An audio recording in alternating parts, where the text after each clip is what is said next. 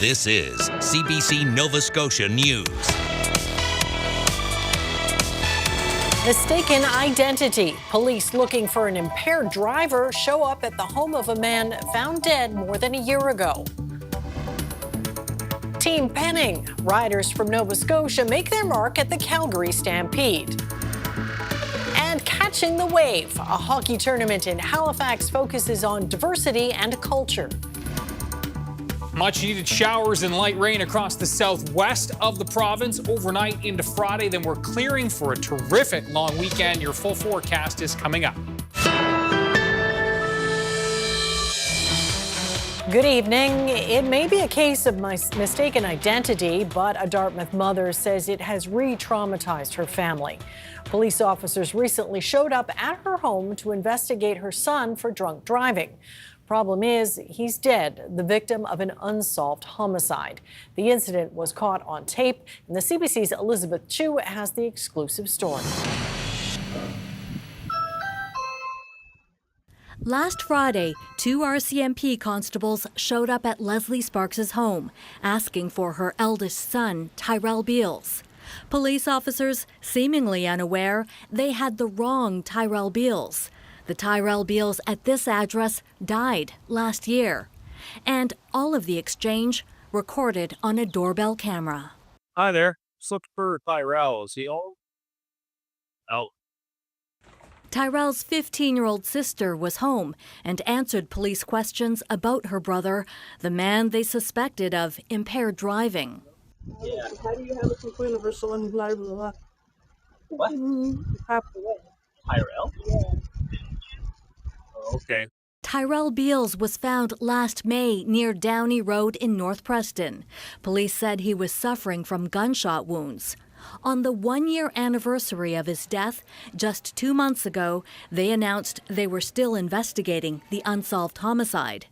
Leslie Sparks, Tyrell's mother, got on speakerphone to deal with the RCMP. Hello, do you guys understand what you're doing? My son is dead. Okay, so My son is dead. He's been dead since last year.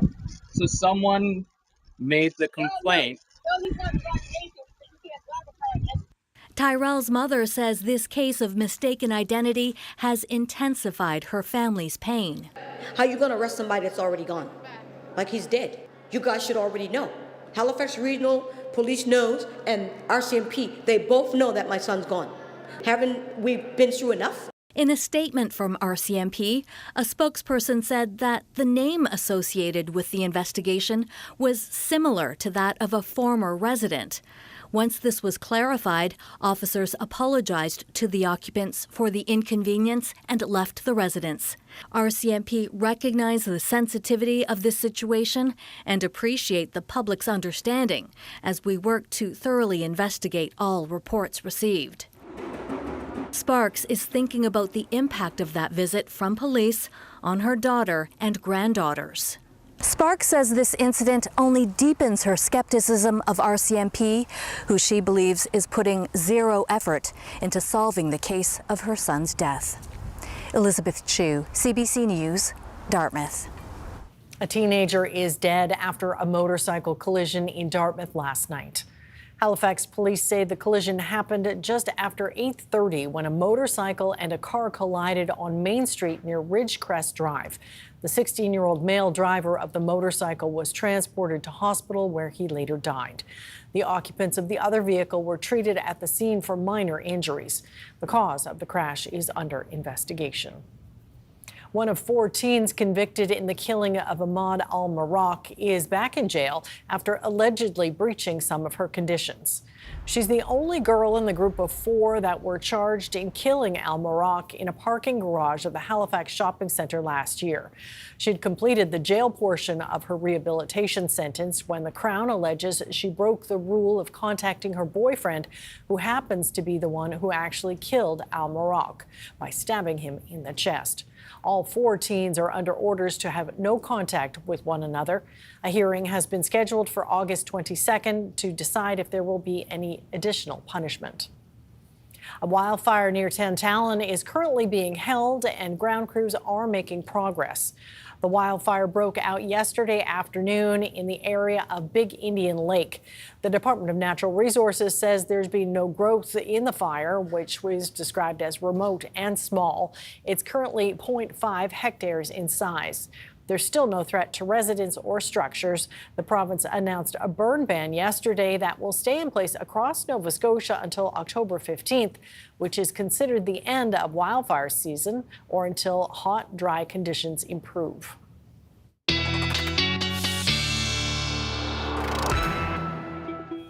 So a little bit of rain earlier today, but still it seems the hot, dry conditions are going to continue, Ryan. Yeah, that's right. It's definitely, we need more, but we are getting some. And the southwest of the province, Amy, definitely tapping into most of this light rain that's moving through as we speak. The Halifax area getting clipped at times today, including right at the 6 o'clock hour. And you can see just on the northern edge of this, but the bulk of the activity has been across the southwest and will continue to be across the southwest over the next few hours as we time things out with that future tracker. As you can see, there's this first little wave that's going to shoot through. That will move out, and then another additional wave coming in overnight into Friday morning.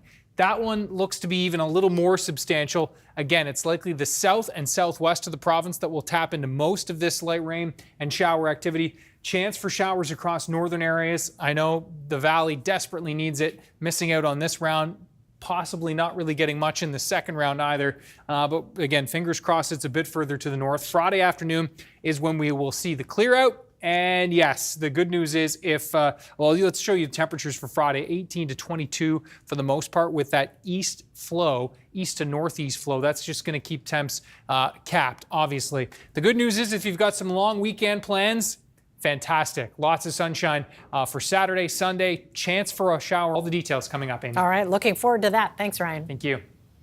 The Mi'kmaq Native Friendship Society gave a preview of their new cultural center today in Halifax.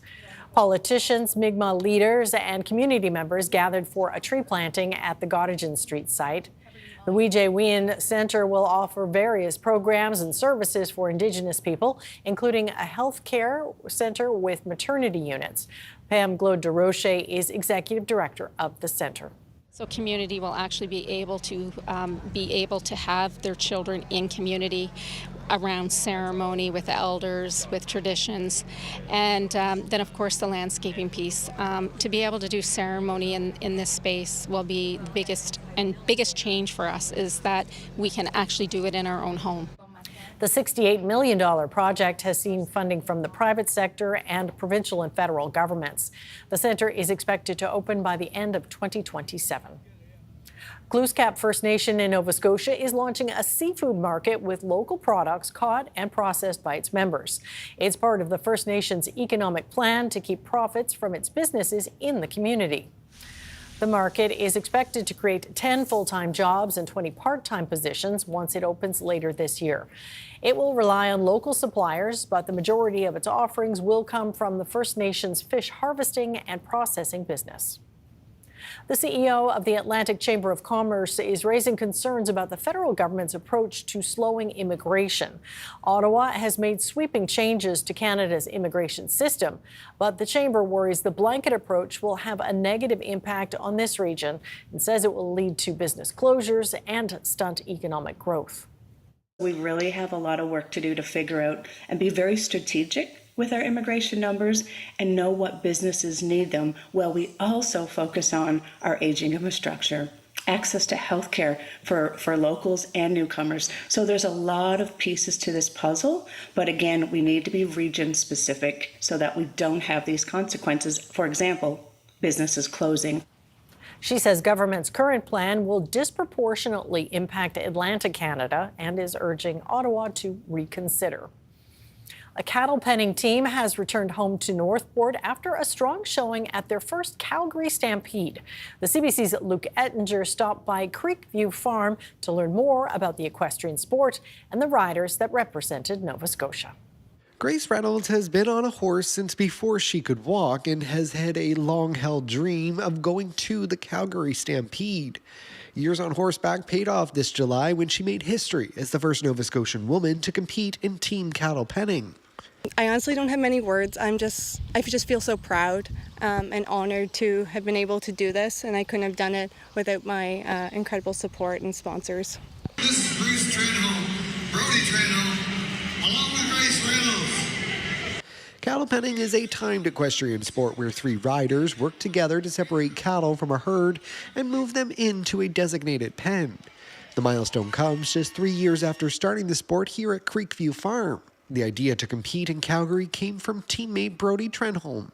His father, Bruce, has hosted cattle penning events on the farm for 25 years. I seen a way to use our cattle when cattle prices were low, and we kind of started putting them on to a little extra income.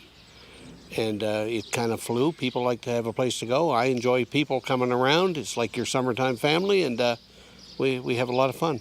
Competing at the Stampede was never a dream for 67-year-old Trenholm, who has participated in cattle penning in the United States. But the more than 4,500-kilometer journey west to make his debut paid off. It was actually great. We went not knowing if we'd even make it in, because you have to go up against a lot of teams, and they only take the top 20. And to get top 20 with my son and Grace was excellent. And I also got another team in with a couple Quebec guys. And we ended up in 8th place out of 235 teams. So we brought a check of $4,300 back. So that was also great. As a team together, the Trenholms and Reynolds finished 13th in a division with 143 teams. As for what's next, I would definitely love to go back to the Stampede in the future and come home with a buckle next time. And there's hope they could see team cattle penning included at future Nova Scotia Stampede events. In the meantime, the Trenholms are preparing to welcome maritime competitors to Creekview in August. Luke Ettinger, CBC News, Northport. After nearly 30 months of organizing, local papers, PEI, The Guardian and the Journal Pioneer have unionized. They're now part of CWA Canada. PEI's Labour Relations Board ruled the Halifax Typographical Union, that's Local 30130, will bargain for all of PEI's Postmedia employees. The 2 papers were purchased by Postmedia last summer from Saltwire, a Nova Scotia company, after financial problems. A new hockey tournament is underway in Bedford this week to try and increase the diversity and culture in the sport. It's free for the kids who are getting the chance to skate with some professional players. Gareth Hampshire has that story. The WAVE Diversity Camp is bringing together hockey players from communities around Nova Scotia. They're between 11 and 15 years old and appreciating the focus of the program. They're like, oh, there's other people like me out there, and if I can play with them, then maybe I'll feel a lot more like included. She's here from Windsor, and there are players from 3 First Nation communities. Growing up was a little differently because of the color of my skin and where I was from, so being here with everyone else and being treated as just the same is just a very welcoming thing. Organisers are putting on the camp, trying to create opportunities for kids from all backgrounds as a way to make the game more accessible. With the idea that hopefully they'll be able to go back into the community, learn some of the skills that they've developed while being here, but also become mentors in their own community of what we're teaching them here today. Some of the older teenagers here are already mentors, volunteering as coaches. I always wanted to be a part of groups like this, like camps and stuff like this. Thankfully, I got to be part of the Black Youth Ice Hockey program, stuff like that. And I think that inclusive groups and like camps like this are pretty great for the kids, and they make them feel included and stuff. The WAVE camp is free for the players taking part. About 35 of them are being exposed to top-level coaches, including professional players. So I think number one thing would be life skills. So teaching life skills through the game of hockey, whether it's discipline, whether it's commitment level, being on time, leadership skills. Those are the type of things that I think are most important for anybody playing hockey. We want everyone to feel welcome and excited to come to the rink and have a safe community there. And then also just love to see the next generation of males and females, and really want hockey to be a big thing here in Nova Scotia. This is the first year for the camp, but the hope is it will continue for years to come, bringing more players from even further afield in the future. Gareth Hampshire, CBC News, Bedford. Bit of a gray evening over Halifax Harbor. Ryan's up next with the full weather forecast.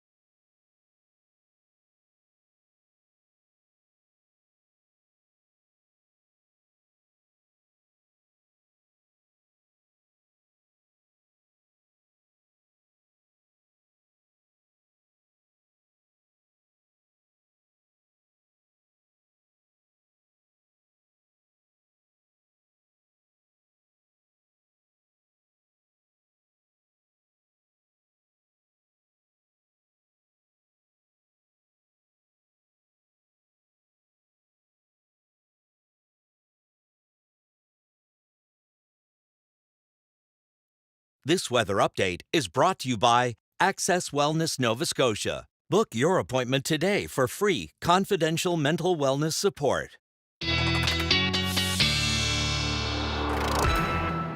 All right, we've got Ryan back with the full forecast and a peek out the window and some light rain, which is great news. Fantastic. Like you timed it. Yeah. And you know what? The area that's getting hit with the most rain right now is one of the areas that needs it the most, which is the southwest corner of the province. I know the valley really, really needs it too. Not tapping into this, unfortunately, but let's first have a look at our webcam shot. And this is a live video from quarter deck, and you can see it's light rain, but it's rain nonetheless. And you can see the deck there a little on the damp side and pretty quiet on the beach for this July evening with that wet weather tracking through. Let's show you the temperatures and then I'll show you the radar. So you can see temps much cooler today. riding those low 20s for the most part. A couple of teens out there as well. As we look at the dew point values, yeah, still a little on the humid side across the southwest of the province, especially. That drier air starting to filter in as the front moves through. Let's show you the radar, and you can see where the line is, basically clipping the metro area and the western part of the eastern shore, and then all the way back across through, well, we can actually zoom in a little bit here, towards New Ross and then Annapolis Royal, Digby. This is actually a pretty good shot of light rain here. So this is all great stuff, right? But I know Middleton, Kentville, Windsor, not quite getting into here where we so desperately need the wet weather there as well. So this will continue to track through over the next couple of hours as it sails, as this frontal boundary sails through, holding hands with the system. And as the system moves through overnight into tomorrow morning, we're going to tap into more of this on the northern edge of the system that's pulling out of Lake Erie right now, and that will push up and into our region as well. High pressure to follow, which will bring, yes, lots of sunshine, temperatures building in on the other side of that high, which are really going to be lovely as well. And not a lot of humidity coming for the later half of the weekend into early next week as well. So again, this is where we'll see our best chance for the rain, and we'll time it out. But it looks like optimistic could get some 10 millimeter amounts here across the south and west. I know that is not nearly enough, but every little drop will help when we're in this kind of a situation. Radar, or the model, actually underdoing this a little bit, but you can see where it definitely has the idea, and you can see by the time we get to early Friday morning, the second wave pushes in. Models are creeping it up towards the North Shore. Cautiously optimistic, you'll see maybe a few showers up here. Same thing through the valley. But the most beneficial light rain and shower activity into Friday morning, I think, will again be in the south and west, pushing towards Halifax, Eastern Shore, maybe southern Cape Breton for Friday morning. And then into the afternoon, we're going to clear. We're going to start to see the sun breaking through as well. With that sun, temperatures are going to pop. And we should see temps 18 to 20 degrees across Cape Breton tomorrow. Warmest across northern areas where we'll see a little bit more in the way of sunshine. Eastern Shore into the teens. Looks like we'll be into the low 20s across the North Shore for tomorrow. 23 Amherst, likely one of our warmer spots in and around Cobequid Bay, should be around 22 degrees. Halifax likely capped in the teens tomorrow with that easterly flow coming in off the water. Similar story for the South Shore region. Pretty chilly with that onshore flow from the east to northeast. The valley looking nice into the afternoon as things will clear. And again, fingers, toes crossed, you folks can get some of those showers overnight into tomorrow morning. Now, as we watch the skies clear, if you have long weekend plans and they include camping or any outdoor activities, a hike perhaps, it is going to be just an absolutely terrific weekend for that. Saturday, temperatures low to mid 20s. It looks like, we'll be right around 22 to 25 degrees for the mainland, 18 to 22 for Cape Breton, with an onshore flow for Inverness County on Saturday. And then for Sunday, just a heads up, maybe you're thinking beach, right? So kind of light winds, maybe the temperature's lacking a little bit for your beach day on Saturday. Sunday, frontal boundary approaching, it's a southwest wind, so the North Shore will be a beauty beach day. The South Atlantic coastline will have an onshore flow, so that will keep temperatures a bit cooler in those onshore winds. Maybe that's what you're looking for, though, some relief from the heat. You'll certainly find it along the Atlantic coastline on Sunday. Note the muggy meter crashing down Saturday, Sunday, creeping up a little bit Monday into Tuesday, but still barely notably noticeable. And the one thing I'll say for Monday is, yes, we do have a chance for some showers developing into the afternoon, but it's light sea breezes on Monday as well. So maybe a better beach day along the Atlantic coastline on Monday. Amy, because I know somebody here always thinking about a beach day. Duly noted. Yes. All right, much appreciated. Thanks for that, Ryan. Thank you.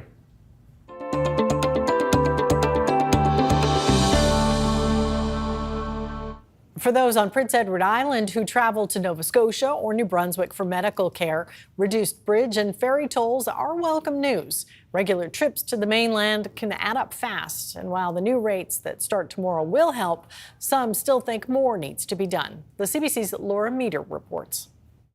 Many residents have to leave PEI for healthcare appointments, anything from maternity to surgeries or visits with heart doctors or cancer specialists.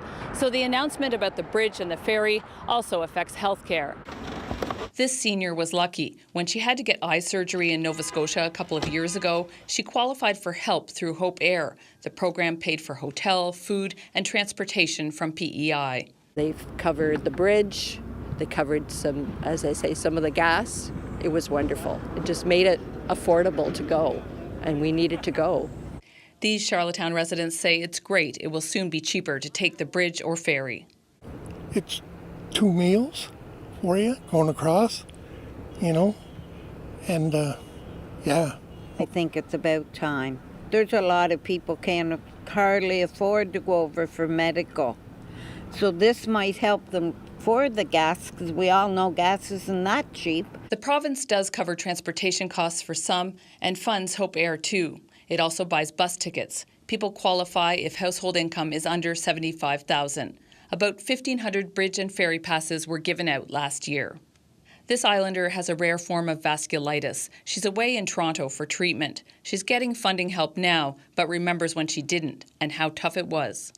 We didn't have the money to go across the bridge, and that was a barrier to getting the proper health care. My family and I went into debt because of medical expenses.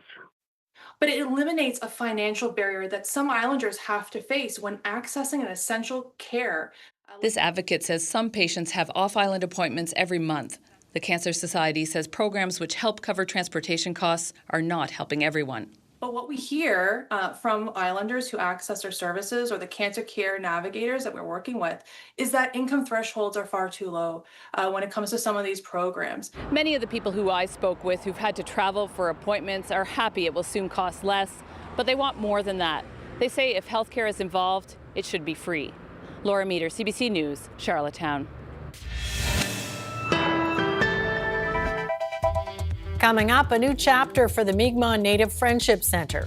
We get an update on the long-awaited cultural and community hub.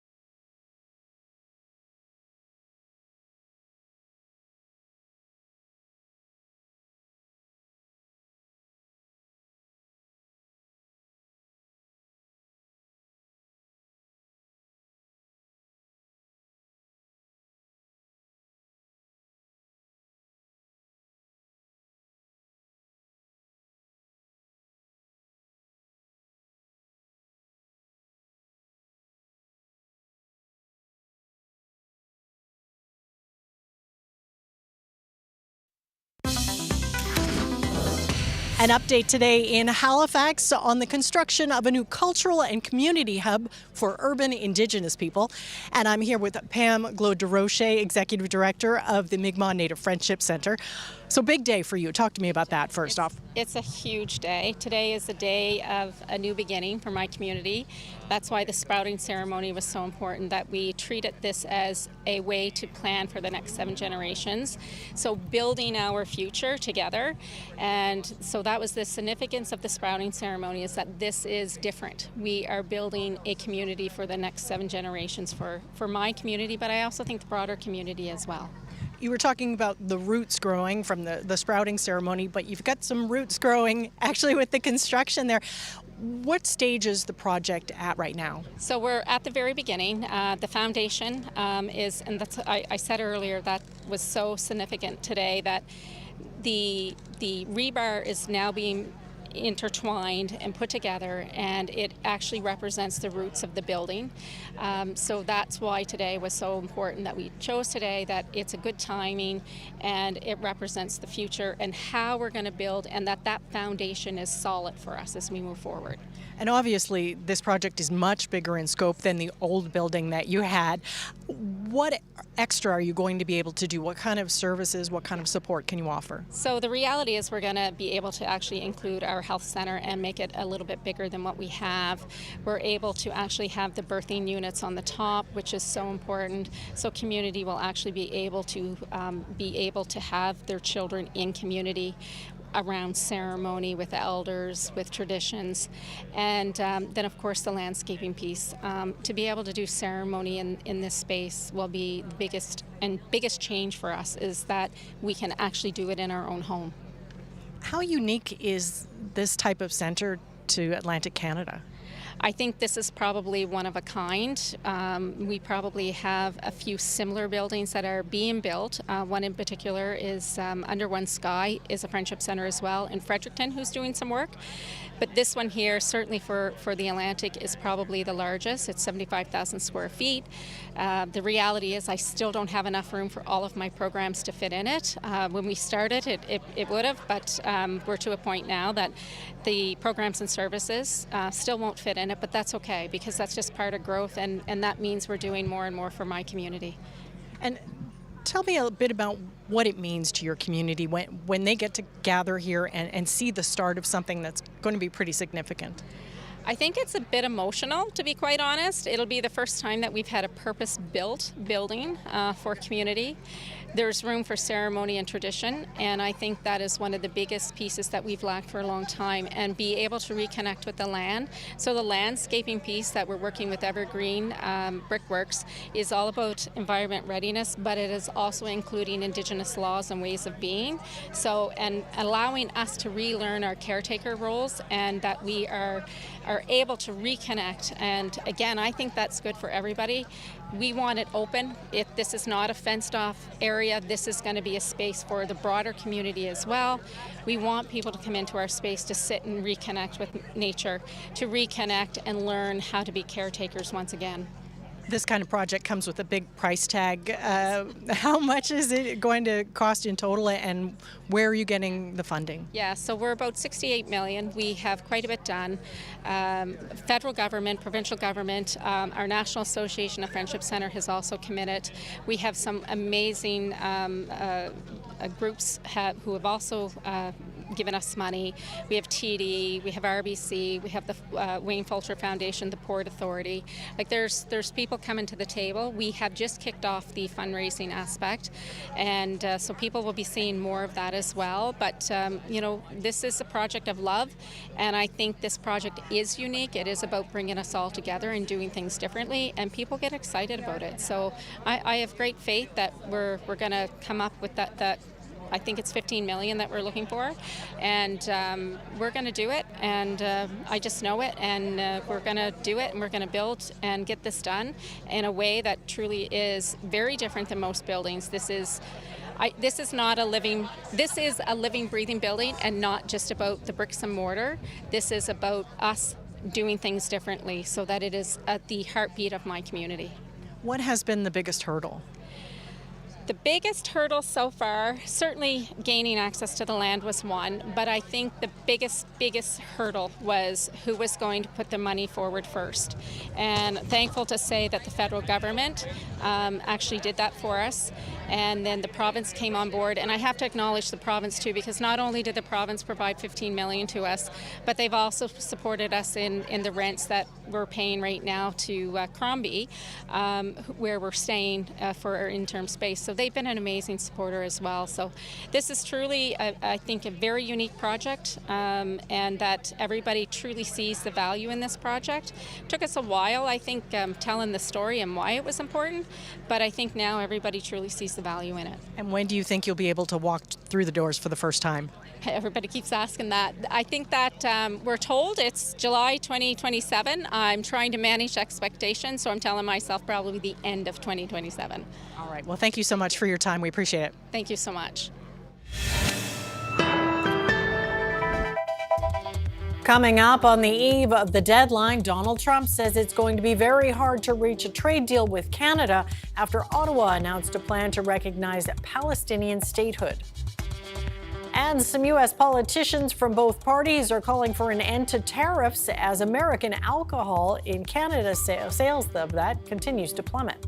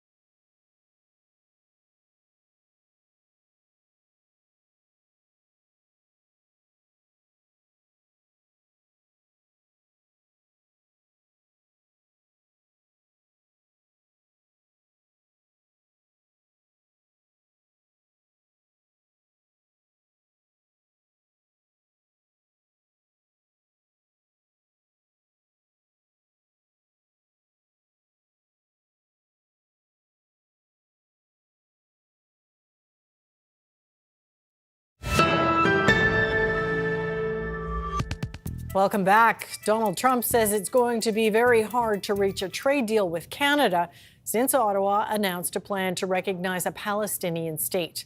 The U.S. president is threatening a 35% tariff on many Canadian goods as of Friday. But the White House says there's still time for countries like Canada, which have not reached a new deal yet. If more deals are cut between now and midnight, I will never count out the president. You've seen him do it before. He cut 3 deals in one day very recently. So we'll see what happens. I do know foreign leaders are ringing his phone, realizing this deadline is a real thing for them tomorrow, and they're bringing offers to the table. Trump's 35% tariff threat would not apply to Canadian products compliant with CUSMA or the Canadian-U.S.-Mexico agreement. Trump has threatened to impose a wide set of steeper import taxes on goods coming from countries around the world starting Friday. Earlier in the day, Trump extended trade talks with Mexico for 90 days past the August 1st deadline. Well, some U.S. lawmakers are speaking out, saying it's time to get rid of the tariffs on Canada. Their aim is to end Canadian boycotts on American alcohol products. Karen Pauls shows us why. They're popping corks and pouring shots. Enjoy that. But it's not just a social event. Republican and Democratic senators sharing the stage, trying to de-escalate the trade war with Canada. It's not just the tariffs increasing the cost. There are store owners just taking Kentucky bourbon off the shelves out of pure patriotism. The retaliation issues end up being very, very painful. Industry groups say the sale of U.S. spirits in Canada fell by more than 66% between March and April. Hardest hit? Bourbon, whiskey, and wine. That's Camp Chardonnay. This is a wine, one of our kind of main exports to Canada. This California vintner hasn't sold anything to Canada for months. Let's get along. Let's get business back to where it was. I think everybody wants that. Even think about it. It all began when U.S. President Donald Trump started making comments like this. I say Canada should be our 51st state. There's no tariffs, no nothing. Most premiers pulled U.S. liquor off government store shelves in response to Trump's tariffs. The good news about this is that the Canadian booze is way better than the American stuff. Alberta and Saskatchewan have since lifted their bans, but the others remain. Now, months later, these senators want an end to the tariffs and the boycotts. I've yet to come across a businessman or woman who comes and says, oh, I love the tariffs. It's the opposite. Just get rid of the Canadian tariffs. Just get rid of them. So this is a Virginia producer. With the deadline looming for a new Canada-U.S. trade agreement, American producers say they don't want to be forgotten. When we lose market, it's very difficult to get it back. And then these limitations on trade are just making it a little bit more difficult for us. The U.S. wine and liquor industry is facing real economic pain with lost shelf space and consumer loyalty. Pressure from Republican states like Kentucky and Tennessee could help Canada at the negotiating table. Karen Pauls, CBC News, Washington. A flight attendant is suing Delta Airlines over that fiery crash in February at Toronto's Pearson Airport. The plaintiff says she was severely injured in the incident, and she blames her employer for allegedly cutting corners when it comes to passenger safety. Thomas Stagg has more. Delta Airlines is facing a growing number of lawsuits, at least 19 of them in connection with that crash here in Toronto back in February. The most recent one filed this week in a U.S. federal court in Michigan is from flight attendant Vanessa Miles. She was on Delta Flight 4819 from Minneapolis, but she wasn't on duty. Rather, Miles says she was a passenger on her way to her next assignment. So when that plane went down, skidded across the runway, came to a stop on its roof, Miles says she lost consciousness, dropped from the ceiling, says she was covered in jet fuel and suffered a series of injuries, including a broken shoulder as well as injuries to her back and knees. She says she now suffers from post-traumatic stress disorder, and she blames Delta Airlines and her employer, Delta's subsidiary Endeavor Air, which was operating that flight. Here's what her lawsuit says. This accident was caused, at least in part, by defendants knowingly assigning an inexperienced and inadequately trained pilot to operate the flight, demonstrating a reckless disregard disregard for passenger safety in pursuit of operational efficiency. Defendants cut corners on safety by rushing pilots through training programs and knowingly putting passengers at risk. The complaint also says Delta and Endeavour failed to properly maintain the plane's landing gear or to establish proper emergency response procedures. A spokesperson for Delta wouldn't comment directly on this case, but she said that both the captain and first officer are qualified and FAA certified for their positions. Canada's Transportation Safety Board previously said that it was the less experienced first officer who was operating that Bombardier jet, not the captain. The airlines have not yet responded in court to this latest lawsuit. The TSB, though, is still looking into what caused the crash and expects to issue a final report next year. Thomas Daigle, CBC News, Toronto. Canada's biggest exhibition is seeing a surge in job applications this year. Thousands registered for the CNE Job Fair in Toronto. And as Lisa Shing reports, many of those hoping for work are young people still searching for a summer job. The struggle to find work is felt acutely at this job fair. I went to an interview yesterday. They said no. I've been to like 10 interviews this summer alone. I can't get a job. Well, looking at like movies and stuff, you just go in and get a job. It's more like they were complaining about having a job, but now it's all I want. Good luck. The Canadian National Exhibition says it received a record 54,000 applications. Is the cashier here at McDonald's? Job seekers here hope to be one of the 5,000 lucky enough to snag a seasonal position, typically filled by young people. Very difficult. To accept young people. So it's pretty hard to find. Yeah, it's pretty hard to find a job nowadays. Indeed, it's a tough labor market for them. Apart from the pandemic, people between the ages of 15 and 24 are facing the highest unemployment rate in 15 years, currently hovering around 14% nationwide. The people that are struggling are what we call the new labor market entrants. People who are entering the labor market to try and find a job. For them, it's really hard. It's not people are losing their jobs, it's that it's harder to get into jobs. Experts say there's been a kind of whiplash in the job market in the last few years. Post-pandemic, the economy regained jobs it lost. Now there's an inflation crisis, and the uncertainty amidst a trade war with the U.S. means companies are slower to hire and pickier. Every place asks for experience, but how are you supposed to get experience if you don't have any yet? This stress, along with other worries about housing costs, climate change, is leading to an increase in mental health issues. That disproportionately affects racialized youth, says this professor. Often it is the fact that these things that compromise health and well-being, like unemployment or racism, these things tend to hang together. I did get a job. I'm so happy. A moment of celebration for at least some in this crowd. Lisa Shing, CBC News, Toronto. Summer McIntosh is now a 3-time gold medalist at the World Aquatics Championships in Singapore. But even with a big lead, she was unable to meet her personal goal. The CBC's Devin Haru has more. Canadian swimming sensation Summer McIntosh has done it again. 3 for 3 in her drive for 5 individual gold medals. What an electrifying 200-meter butterfly by the 18-year-old Canadian. She was pushing hard on breaking the world record here today. The longest standing women's world record in this event, going all the way back to 2009. And 150 meters into the race, McIntosh was under world record pace. She just touched the wall behind it. A championship record time. She was visibly disappointed after the race, and when she came over to our interview position right here, she was very frustrated. Perhaps that lets us know just exactly the level Summer McIntosh is on.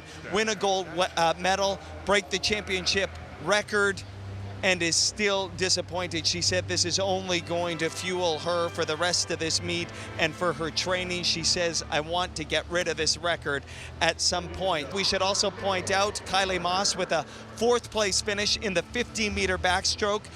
Blake Tierney breaks the national 200-meter backstroke record not once, but twice here today. He's into the men's backstroke final on Friday night here in Singapore, and the Canadians 4x 200-meter freestyle relay finishes 6th. But once again, tonight belongs to Summer McIntosh here at the World Aquatics Championships. For CBC Sports in Singapore, I'm Devin Haru. At night, the Fundy St. Martin's area in New Brunswick has rare darkness, and that makes it a prime destination for celestial viewing. The CBC's Emily Brass has more.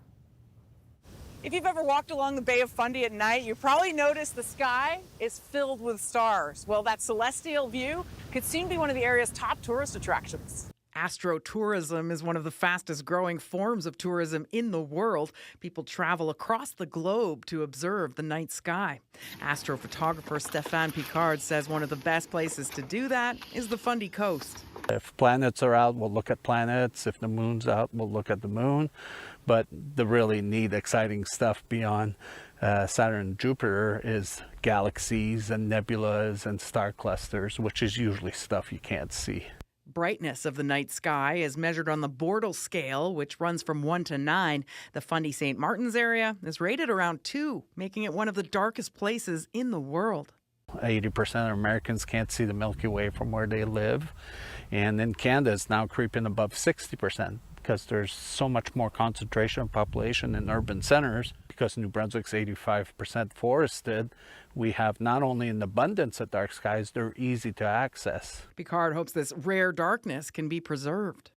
His vision is to see a dark sky corridor stretching roughly 180 kilometers from New River Beach Provincial Park to Hopewell Rocks Provincial Park. It would connect 6 different sites, including Irving Nature Park and Fundy National Park, which are already designated dark sky areas, and the municipality of Fundy St. Martin's, which extends from the edge of the St. John Airport all the way to Little Salmon River. Having a dark sky designation really touches on a lot of things that our community values here. Elaine Shannon says one of the reasons she moved to St. Martin's from Rothsay is the dark sky. She and Picard are part of a committee trying to earn the community dark sky designation. The Chamber of Commerce president says it's good for the environment and business. We would get people that would stay longer, so they wouldn't just come out to the caves and see what was going on there and have a bite to eat. They would actually stay overnight. And what the multiplier for that is amazing when you add in the night stay and then the breakfast the next day and then some Astrotourism experiences. So our business owners were all for that. The group has a long list of things to do before the community can be certified. It needs to hold more public consultations and figure out how dark sky guidelines would become law. Fundy St. Martin's Municipal Council wrote a letter this month saying it supports the Chamber's research but needs to know more. If it ever was to become a bylaw, how do we enforce that? How do we measure that? So there's a lot of questions yet. Right now, the municipality thinks the changes would mainly apply to new developments and says it'll base its decision on public feedback. Proponents say it wouldn't cost much. Businesses can put hoods over lights so they don't point up to the sky and use softer colored bulbs.